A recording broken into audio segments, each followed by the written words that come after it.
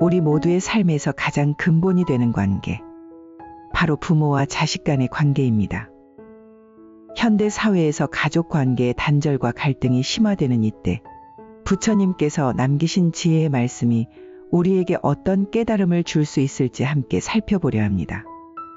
사랑이라는 이름으로 때로는 상처받고 때로는 서로를 오해하며 살아가는 우리 모두에게 이 이야기는 깊은 울림을 전해줄 것입니다. 부모와 자식 간의 이상적 관계에 대한 불교적 가르침을 통해 여러분의 가정에도 화합과 존중 그리고 사랑이 가득하기를 바라며 부처님과 제자들의 이야기 속으로 함께 걸어가 보시겠습니다. 봄 기운이 완연한 어느 오후, 꽃망울들이 하나둘 터지기 시작한 아름다운 연못에서의 일이었습니다. 물 위로는 햇빛이 반짝이며 춤을 추고 새싹을 틔운 버드나무는 봄바람에 살랑거렸습니다. 부처님은 연못가의 넓은 바위 위에 앉아 계셨고 그 주위로 많은 제자들과 마을 사람들이 모여 있었습니다. 평소보다 더 많은 이들이 부처님의 가르침을 듣기 위해 모였습니다. 그들 중에는 가족 간의 갈등으로 고민하는 이들이 많았습니다. 어떤 중년 남성이 무릎을 꿇고 공손히 질문했습니다. 부처님, 저는 성인이 된 아들과 자주 다툽니다. 아들은 제 충고를 무시하고 자신만의 길을 가려고 합니다. 어떻게 해야 이 갈등을 해결할 수 있을까요? 부처님께서는 그를 자비로운 눈빛으로 바라보셨습니다. 그의 얼굴에는 깊은 이해와 공감이 깃들어 있었습니다. 갈등은 인간관계에서 자연스러운 것이니라. 중요한 것은 그 갈등을 어떻게 바라보고 해결하느냐 하는 것이니라. 불교에서는 갈등 해결을 위한 4가지 지혜를 가르치니 이를 사념처의 관점에서 살펴보도록 하자. 부처님의 목소리는 차분했지만 그 안에는 강한 확신과 지혜가 담겨 있었습니다.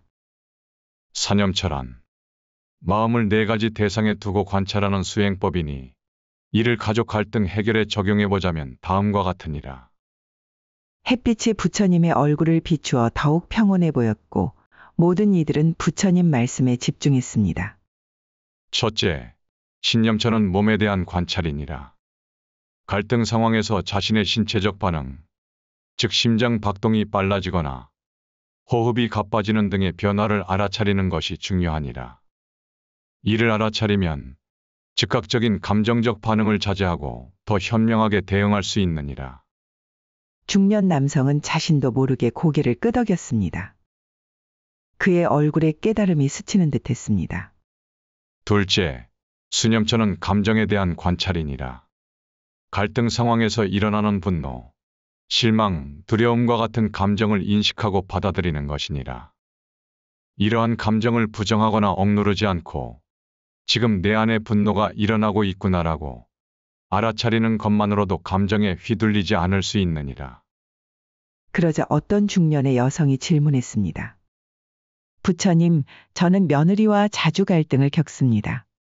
며느리의 행동이 못마땅해 간섭을 참기 어려울 때가 많습니다. 이럴 때 어떻게 감정을 다스려야 할까요? 부처님께서는 그녀를 이해하는 눈빛으로 바라보셨습니다. 너의 감정을 부정하지 말고 먼저 그것을 있는 그대로 인정하는 것이 중요하니라. 나는 지금 화가 났다라고 인정한 후 그 감정이 일어난 근본 원인을 살펴보아라. 그것이 단순한 자존심인지 아니면 자신의 공간과 자유에 대한 정당한 요구인지를 구분해보는 것이 도움이 되리라. 중년의 여성은 깊이 고개를 끄덕이며 부처님의 말씀을 새겼습니다. 셋째, 심념처는 마음의 상태를 관찰하는 것이니라. 갈등 상황에서 자신의 생각과 판단, 선입견을 알아차리는 것이니라. 내가 지금 이런 생각을 하고 있구나라고 인식하면 그 생각에 사로잡히지 않고 한 걸음 물러서서 상황을 볼 수 있게 되느니라. 중년 남성이 다시 질문했습니다. 부처님, 제 아들은 제가 낡은 생각에 사로잡혀 있다고 비난합니다. 저도 때로는 제 생각이 고정되어 있다고 느낍니다. 어떻게 하면 더 열린 마음을 가질 수 있을까요? 부처님께서는 미소 지으시며 대답하셨습니다. 자신의 생각을 절대적인 진리로 여기지 말고 하나의 관점으로 보는 겸손함이 필요하니라. 이것이 지금 내가 생각하는 방식이구나라고 인식하되 다른 관점도 존재할 수 있음을 인정하는 것이 중요하니라. 특히 세대 간 갈등에서는 이러한 열린 마음이 더욱 필요하니라. 넷째, 법념처는 모든 현상의 본질을 관찰하는 것이니라. 가족 갈등 역시 영원하지 않고 변화하는 것임을 이해하는 것이니라.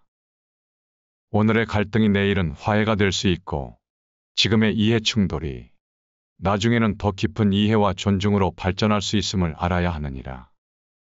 봄 햇살이 따스하게 내리쬐고 있었고 맑은 공기는 부처님의 지혜로 더욱 따뜻해졌습니다. 모든 이들의 얼굴에 깊은 이해와 통찰의 빛이 서서히 번졌습니다. 부처님께서는 말씀을 이어가셨습니다. 가족 간의 갈등을 해결하는 데 있어 가장 중요한 것은 중도의 실천이니라. 중도란 극단에 치우치지 않는 균형 잡힌 태도를 말하느니라. 너무 고집을 부리지도 너무 쉽게 양보하지도 않는 지혜로운 중간의 길을 찾는 것이 중요하니라. 모든 이들은 부처님의 말씀에 깊이 매료되어 시간 가는 줄 모르고 귀를 기울였습니다. 연못가는 고요했고 활짝 핀 연꽃이 더욱 밝게 빛나고 있었습니다. 가족 간의 갈등은 피할 수 없는 삶의 일부입니다. 하지만 그 갈등을 어떻게 바라보고 대응하느냐에 따라 고통이 될 수도 성장의 기회가 될 수도 있습니다. 오늘 여러분이 겪고 있는 가족 갈등은 무엇인가요? 그리고 그 갈등을 어떻게 바라보고 계신가요? 이튿날 아들과의 갈등으로 고민하던 중년 남성이 숲속 안에서 제자들과 함께 수행 중이던 부처님을 찾아왔습니다. 지난 이틀 동안 부처님의 가르침을 깊이 생각했던 모양입니다. 그의 얼굴에는 이전보다 더 진지한 표정이 어려 있었고 눈빛에는 깊은 통찰의 기운이 느껴졌습니다. 부처님, 부모와 자식의 관계에서 부모가 해야 할 일이 무엇인지 더 자세히 알고 싶습니다. 부모로서 자식에게 어떤 의무가 있는지요? 부처님께서는 중년 남성의 열정적인 질문에 미소 지으셨습니다. 그는 손으로 주변의 나무들을 가리키시며 말씀하셨습니다. 보아라. 이 숲속의 큰 나무들은 어떻게 어린 묘목들을 보호하고 있느냐. 그들은 뜨거운 햇빛을 가려주고 강한 바람을 막아주며 자신의 낙엽으로 영양분을 제공하느니라. 부모의 의무도 이와 같으니 내가 설한 부모의 5가지 의무를 들어보아라. 부처님의 목소리가 숲속의 정적 속에서 더욱 선명하게 울려 퍼졌습니다. 첫째, 부모는 자식을 악으로부터 보호하고 선으로 인도해야 하느니라. 중년 남성은 궁금한 듯 물었습니다. 부처님, 현대 사회에서 악과 선이란 무엇을 의미하는 것인지요? 부처님께서는 잠시 생각에 잠기시더니 대답하셨습니다.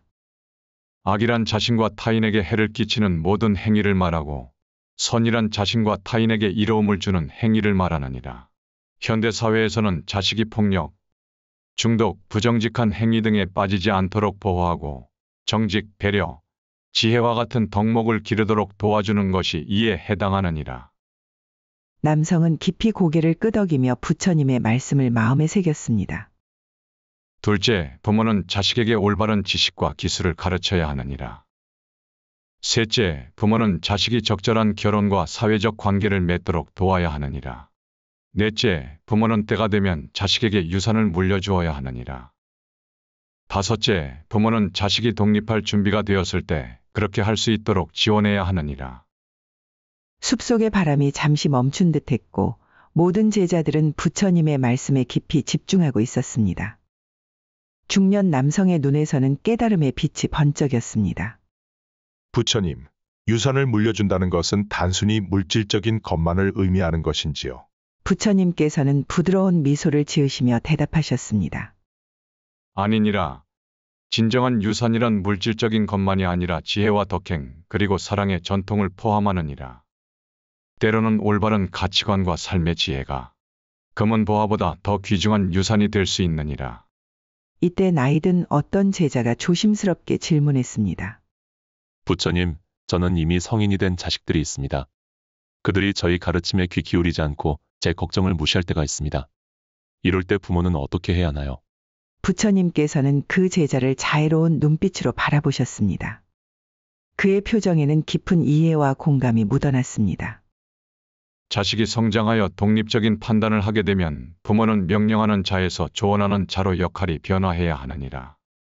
마치 새가 날개를 펴고 날아갈 때 그저 지켜보며 응원해 주는 것처럼 성인이 된 자식에게는 강요가 아닌 존중과 이해가 필요하니라. 그들의 선택을 인정하되 필요할 때 지혜를 나누는 것이 중요하니라. 그 말씀에 나이든 제자의 얼굴에 깊은 깨달음이 스쳐갔습니다. 그는 고개를 숙여 감사의 뜻을 표했습니다. 숲속의 바람이 다시 불기 시작했고 나뭇잎 사이로 햇살이 아름답게 춤추었습니다. 부처님과 제자들의 대화는 자연의 리듬과 조화를 이루며 계속되었습니다.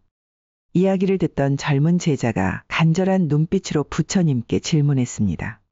그의 얼굴에는 깊은 고민의 흔적이 역력했습니다. 부처님, 저는 최근에 아버지를 여의고 깊은 슬픔에 빠져 있습니다. 아버지의 장례를 마친 뒤 많은 생각에 잠겼습니다. 평생 엄하셨고 감정을 잘 드러내지 않으셨던 아버지께 진심을 전하지 못한 것이 마음에 남아 있습니다. 저는 과연 아버지를 제대로 이해하고 또 공경했는지 모르겠습니다. 자식으로서의 의무에 대해 듣고 싶습니다. 부처님께서는 제자의 진지한 태도에 깊이 공감하시는 듯 따뜻한 시선을 보내셨습니다. 아침 햇살이 부처님의 얼굴을 비추어 더욱 자비로운 모습으로 빛났습니다. 자식의 5가지 의무에 대해 알려주리라.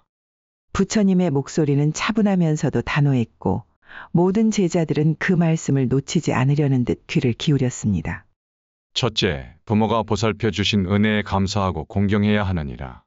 둘째, 부모의 가업을 이어받아 가문의 명예를 지켜야 하느니라. 셋째, 부모가 물려주신 재산을 소중히 관리하고 보존해야 하느니라. 넷째, 부모가 늙거나 병들었을 때 정성껏 봉양해야 하느니라. 다섯째, 부모가 세상을 떠난 후에는 그들을 위한 공덕을 쌓아야 하느니라. 제자의 눈에는 눈물이 맺혔습니다. 그는 자신이 아버지에게 충분히 효도하지 못했다는 후회로 가슴이 아팠습니다. 부처님, 저는 아버지가 살아계실 때 충분히 공경하지 못했습니다. 이제 와서 후회해도 소용없는 것인지요. 부처님께서는 나뭇잎 하나를 손에 들고 조용히 바라보셨습니다. 그 잎의 푸른색이 아침 햇살에 더욱 선명하게 빛났습니다. 과거는 이미 지나갔으나 미래는 아직 오지 않았느니라. 중요한 것은 지금 이 순간 내가 어떤 마음을 품고 있는가 하는 것이니라. 진정한 후회와 반성이 있다면 그것은 이미 변화의 시작이니라.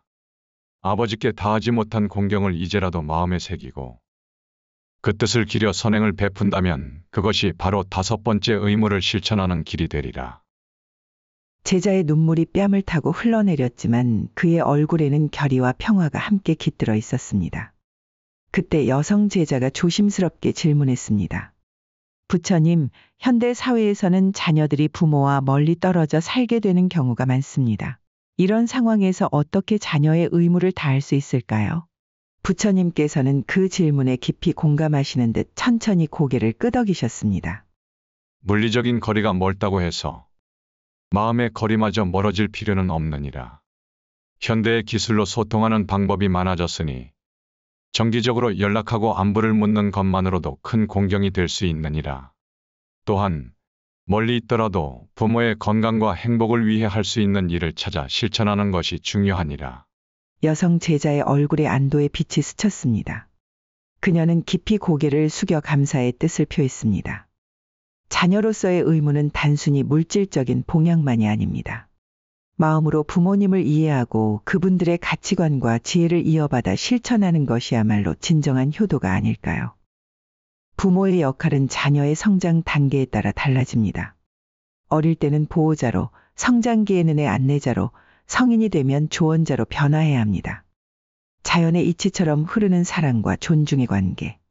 그것이 부모와 자식의 본래 모습임을 우리는 종종 잊곤 합니다.